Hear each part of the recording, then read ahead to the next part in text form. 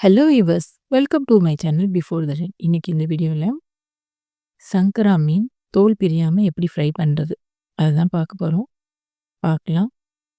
சங்கரா மீன் எடுத்துக்கோங்க.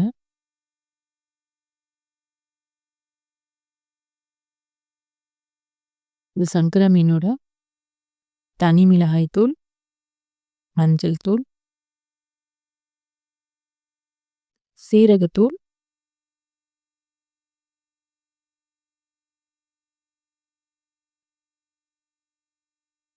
தேவையான அளவு உப்பு, இதோட ஒரு பாதி எலுமிச்சம்பழத்த பிழிஞ்சுக்கோங்க.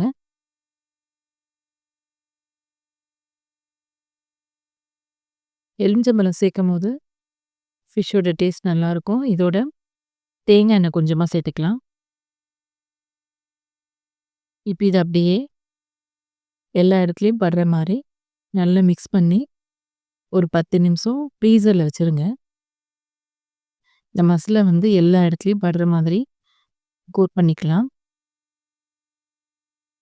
எப்பவுமே சங்கரா மீன் ஃப்ரை பண்ணும்போது ஒரு சிலருக்கு தோல் பிரிஞ்சு வரும். எப்பவுமே கரெக்ட்டா இருக்காது. இப்போ இந்த மெத்தட்ல செய்யும்போது தோல் பிரியாம சங்கரா மீன் ஃப்ரை பண்ண ஈஸியா வரும். எல்லா எல்லா மசாலாவும் ஃபிஷ்ல அப்ளை பண்ணியாச்சு. இப்போ எப்படி ஃப்ரை பண்ணுறதுன்னு பார்க்கலாம்.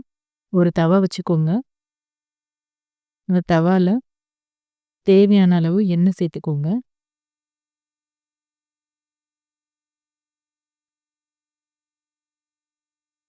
அந்த ஃபிஷ்ஷை ஒரு பக்கம் டிப் பண்ணிட்டு திருப்பி மாற்றி அப்படியே போட்டிங்கன்னா ஃபிஷ் ஒட்டாமல் வரும். அதே மாதிரி அந்த எண்ணெயிலே பொரியணும். எண்ணெய் கம்மியாக இல்லாமல் பார்த்துக்கோங்க. மாற்றி விடுங்க. போட்டோன்னே மாற்றாதீங்க. போட்டு கொஞ்சம் நேரம் அப்படியே விட்டுருங்க. அந்த ஒரு சைடு நல்லா வெந்து வந்ததுக்கப்புறம் இன்னொரு சைடு மாற்றி ஃப்ரை பண்ணிங்கன்னா தோல் பிரியாமல் அழகாக வரும். நம்மளோட சங்கரா மீன் தோல் பிரியாமல் ஃப்ரை பண்ணி எடுத்தாச்சு.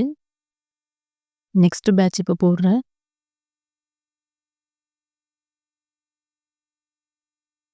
எண்ணெயில் ஒரு பக்கம் டிப் பண்ணிவிட்டு போடுங்க. போட்ட உடனே திருப்பாதீங்க. கொஞ்ச நேரம் வேகட்டும். வெந்து அந்த தோலெல்லாம் நல்லா கொஞ்சம் கிறிஸ்பி ஆனதுக்கப்புறம் மாற்றி விட்டிங்கன்னா கொஞ்சம் கூட தோல் ஒட்டாது. அவ்வளோ பர்ஃபெக்டாக அழகாக வரும். செகண்ட் பேட்சும் ஃப்ரை பண்ணியாச்சு.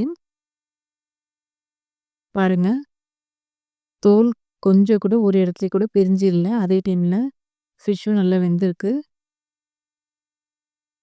இந்த மாதிரி மெத்தடில் நீங்களும் ட்ரை பண்ணி பாருங்கள்.